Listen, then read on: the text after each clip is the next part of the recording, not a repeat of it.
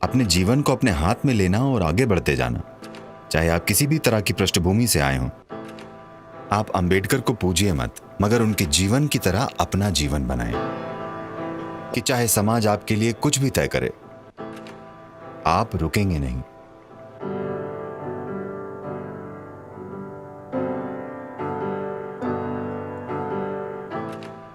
देखिए, दुर्भाग्यवश सभी नेताओं को किसी न किसी ने हथिया लिया है। अगर आप सरदार पटेल कहते हैं तो कांग्रेस कहेगी वे कांग्रेसी थे, आप उनकी बात क्यों कर रहे हैं? अंबेडकर कहें तो कहा जाता है वे दलित थे, आप उनकी बात क्यों कर रहे हैं? जिन भी लोगों ने इस देश के लिए काम किया है, उनका सभी के लिए प्रेरणा बनना महत्वपूर्ण है।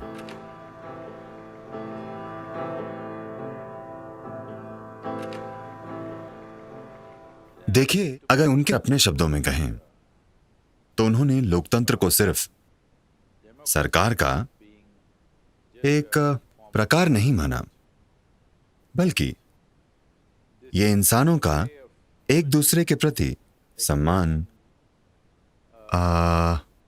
और श्रद्धा और सम्मान दिखाने का एक तरीका है। ये उनके शब्द हैं।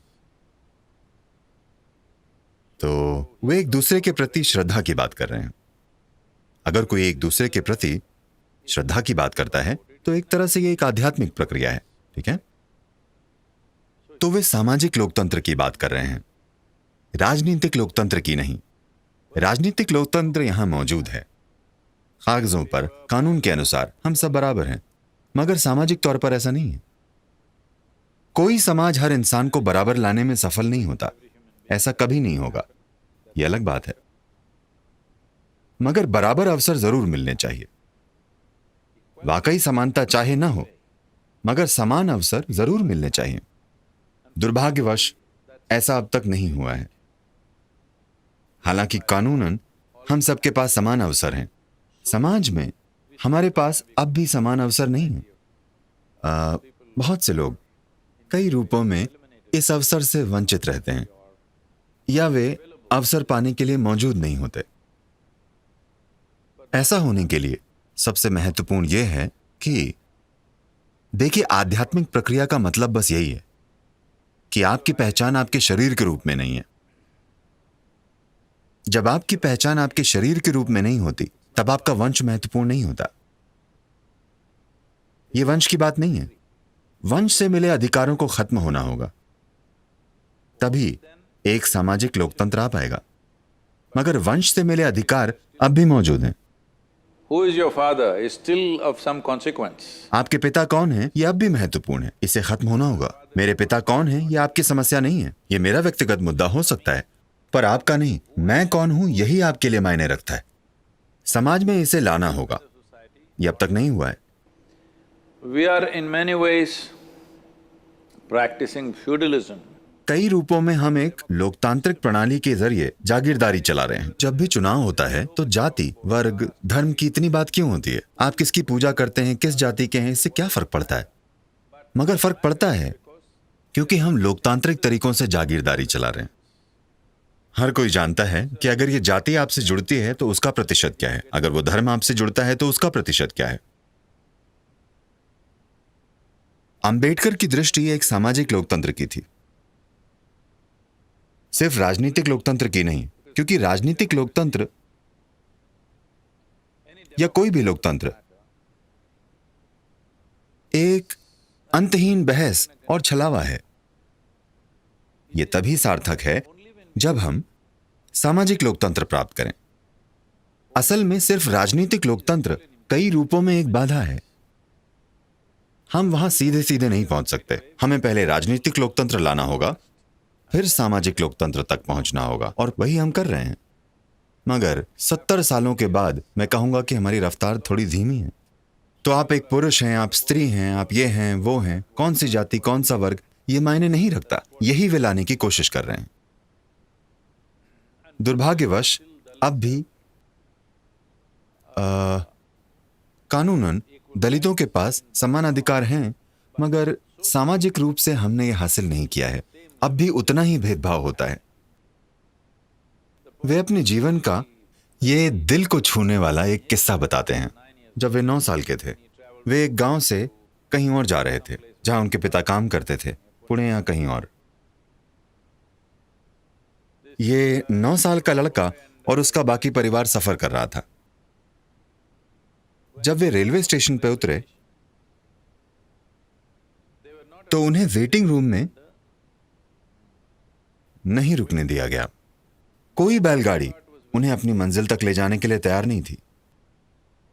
काफी कोशिश के बाद एक बैलगाड़ी वाला उन्हें ले जाने को तैयार हुआ, मगर वो उन्हें बैलगाड़ी पर बिठाकर खुद पैदल चला, क्योंकि वो उन लोगों के साथ बैलगाड़ी पर नहीं बैठना चाहता था, क्योंकि उस समय में यह माना जाता था कि उनके छूने से आप अपवित्र हो जाएंगे।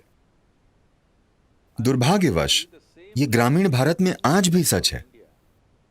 उस हद तक नहीं, मगर आज भी सच है।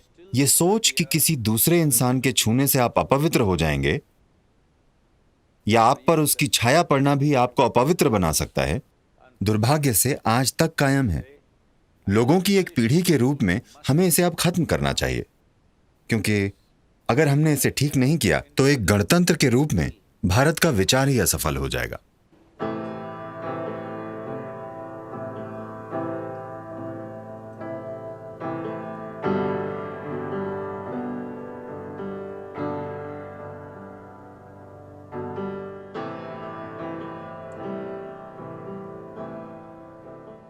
देखिए, भारत जैसे देश में आप जो भी कानून बना लें, खासकर कुछ सुविधाएं हासिल करने के बारे में, वहां दुरुपयोग होगा। हमें उपयोग और दुरुपयोग को तौलना होगा। एक समुदाय जो हजारों सालों से, थोड़े समय से नहीं, हजारों सालों से भेदभाव का शिकार रहा है, कि यह बहुत मजबूती से माना जाता है कि उनका जन्म ही नीची प्रकृति का है। अगर आप उन्हें कुछ सुविधाओं के साथ ऊपर नहीं लाएंगे ताकि वे किसी दिन बराबर हो सके, तो यह बहुत अन्याय होगा। सिर्फ इसलिए क्योंकि आज किसी को कोई आरक्षण मिल रहा है और आपको लगता है कि यह उचित नहीं है क्योंकि आपको एक कॉलेज में दाखिला नहीं मिला या कुछ और। मैं इसके पीछे छुपे असंतोष को समझता हूं। हमें समझना होगा कि इसका कारण है कि हम जो भी इंफ्रास्ट्रक्चर या शिक्षा या सुविधाएं बनाने की कोशिश कर रहे हैं, इसके लिए हमारी आबादी बहुत अधिक है। मगर आरक्षण कई रूपों में, जैसा कि मैंने देखा है, खासकर दक्षिण में, शायद उत्तर में इसका बहुत अच्छी तरह से इस्तेमाल नहीं हुआ है, मगर दक्षिण में दलित समुदाय के लोगों की एक पूरी पीढ़ी मुख्य रूप से आरक्षण के कारण अच्छी शिक्षा और नौकरी पा सकी है, मुख्य रूप से आरक्षण के कारण। अब असंतोष अलग अलग स्तरों पर सामने आएगा, तो समय के साथ आरक्षणों को लेकर शायद थोड़ा सुधार करना होगा। समय के साथ देखिए, मसलन आप किसी को दाखिला दे सकते हैं, मगर आप उसे इसलिए पास नहीं कर सकते क्योंकि वो एक खास जाति का है, वरना देश में योग्यता का स्तर नीचे आ जाएगा। उन्हें अवसर दिया जाना चाहिए और अच्छी स्कूली शिक्षा की कमी से हुए नुकसान की भरपाई के लिए अतिरिक्त कोचिंग भी दी जानी चाहिए, मगर हमें योग्यता पर समझौता नहीं करना चाहिए।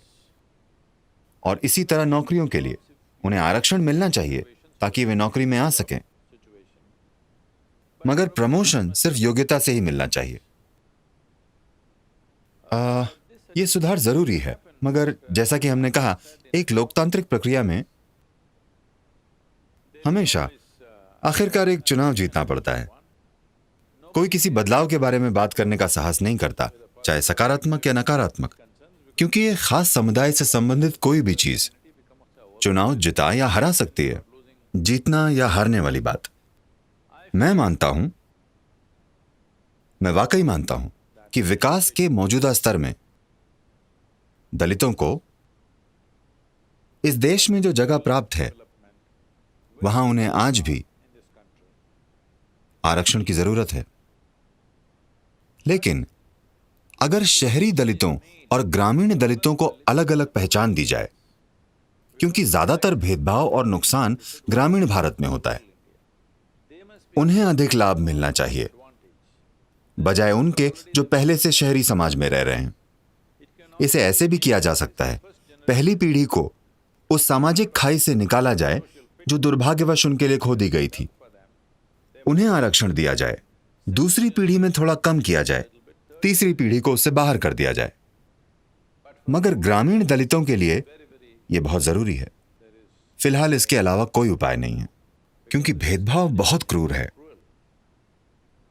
इसलिए हमें इसे कम आंक कर यह नहीं सोचना चाहिए, ओ उन्हें अनुचित लाभ मिल रहा है, आपको आरक्षण हटा लेना चाहिए। नहीं, ऐसे लोगों को इस देश की ग्रामीण स्थिति को जाकर देखना चाहिए। वो कितनी भेदभावपूर्ण है, भयानक रूप से भेदभावपूर्ण। वे मुख्य दरवाजे से आपके घर में भी नहीं आ सकते, उन्हें पीछे के दरवाजे से आना होता है। ये किसी भी इंसान के लिए स्वीकार योग्य नहीं है। वे किसी लोकल चाय की दुकान पर चाय भी नहीं पी सकते, इसे स्वीकार नहीं कर सकते। ठीक है, तो वंश से मिलने वाले ये अधिकार खत्म होने चाहिए। और आरक्षण देश के लिए अभिशाप नहीं है। हम कुछ समय सीमा तय कर सकते हैं, 2 पीढ़ियां, अगर वे उससे बाहर निकल पाए। जो उससे बाहर निकल जाएं, उन्हें अपनी मर्जी से इससे बाहर चले जाना चाहिए। इस तरह का कुछ तैयार करना चाहिए। जो दलित उससे बाहर आ गए हैं, उन्हें अपना आरक्षण उनके साथ साझा करना चाहिए जो अभी इससे बाहर नहीं आ पाए हैं। मेरा मतलब यह जिम्मेदारी से ही हो सकता है। देखिए, हमें समझना चाहिए ये सुविधाएं एक मौजूदा अन्याय के कारण ही दी जा रही हैं। हमें सुविधाओं को एक और अन्याय में नहीं बदल देना चाहिए। इसके लिए हमें एक अधिक सजग समाज की जरूरत है। हमें लोगों को इस समुदाय उस समुदाय के रूप में देखना बंद कर देना चाहिए, क्योंकि हम सभी के पास एक ही वोट है। किसी के पास अलग वोट या एक व्यक्ति के पास 2 वोट नहीं है। तो उस तरह से कानूनन हम बराबर हैं, उसे सामाजिक रूप से व्यक्त होना होगा।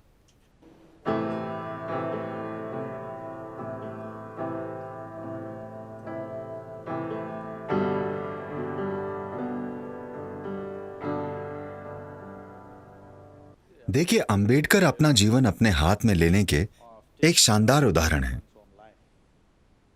वो जिस तरह की पृष्ठभूमि से आए थे, उन्होंने जो बौद्धिक प्रतिभा दिखाई, वो किसी भी पीढ़ी के लिए एक प्रेरणा है। सामाजिक नुकसानों से उन्होंने हार नहीं मानी। उन्होंने उसके बारे में पर्याप्त बोला या नहीं, बात यह नहीं है। यही उनका जीवन है, अपने जीवन को अपने हाथ में लेना और आगे बढ़ते जाना, चाहे आप किसी भी तरह की पृष्ठभूमि से आए हों। मगर हर इंसान से वो करने की उम्मीद करना जो उन्होंने किया, उचित नहीं है। आपको उनके लिए थोड़ी सुविधा देनी होगी। ये बहुत शर्म की बात है। व्यक्तिगत रूप से मैं शर्मिंदा महसूस करता हूं कि आज भी, हालांकि हम सैकड़ों गांवों में सक्रिय हैं, हम आज भी उसे बदल नहीं पा रहे हैं। मैं कोशिश करके देख चुका हूं। आप बस टकराव पैदा करते हैं, वो फट पड़ेगा। इसलिए मैं मानता हूं, दलित समुदाय के लिए For the Dalit community, education, education, education.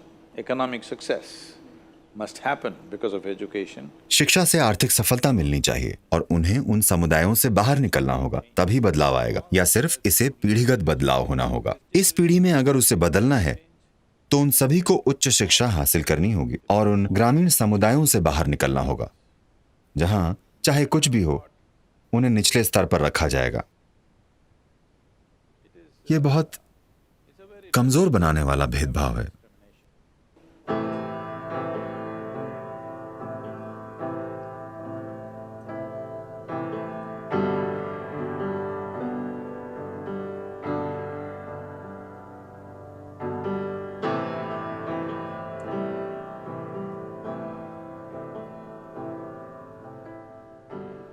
हालांकि यह संस्कृति हजारों सालों से आध्यात्मिकता में डूबी हुई है और यह हमेशा कहा गया है कि हमारा जीवन हमारा कर्म है, मतलब हमारा जीवन हमारा खुद का बनाया हुआ है। इसके बावजूद पिछले कुछ 100 सालों में हम इतने लाचार हो गए हैं। मैं कहूंगा कि यह लगभग 1000 सालों तक एक अधीन देश होने का नतीजा है। जब तक कि आप ऊपर मौजूद किसी व्यक्ति को खुश नहीं करते, आपका गुजारा होना मुश्किल है। मेरे ख्याल से यह भारतीय मानस में बहुत गहरा उतर गया है। और जब तक एक अच्छा नेता आता है, जब एक काबिल नेता आता है, जब एक योग्य नेता आता है, उसे नेतृत्व की कई परतों की जरूरत होती है। इसकी बजाय उसकी पूजा होने लगती है। अपनी पूजा से वो क्या करेगा? दुर्भाग्यवश हम नेतृत्व की उन कई परतों को नहीं बना पाए हैं, क्योंकि ये एक अधीन देश की मानसिकता है, खासकर तब जब वो सैकड़ों सालों तक अधीन रहा हो, जहां लोग धीरे धीरे समझ जाते हैं अगर आप अपना सिर उठाएंगे तो आपका सिर कट जाएगा। बेहतर है सिर को झुका कर रखें, अपना काम करें और चले जाएं। अगर आपको कुछ चाहिए तो जो ऊपर बैठा है उसकी चापलूसी करें। ये चीज हमारे अंदर बहुत ज्यादा गहरी समा गई है। मेरे ख्याल से कई रूपों से अंबेडकर इसके खिलाफ लड़े कि नेताओं और राजनेताओं को आधा भगवान मत बनाइए।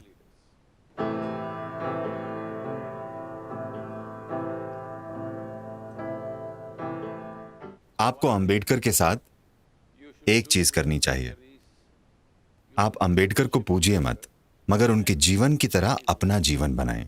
यही जरूरी है। अनुकरण की बजाय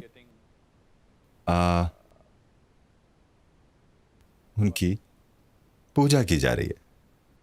नहीं, आपको उनके जीवन का अनुकरण करने की जरूरत है कि चाहे समाज आपके लिए कुछ भी तय करे, आप रुकेंगे नहीं। आपने अपना जीवन अपने हाथों में ले लिया है। हमें यही प्रदर्शित करने की जरूरत है।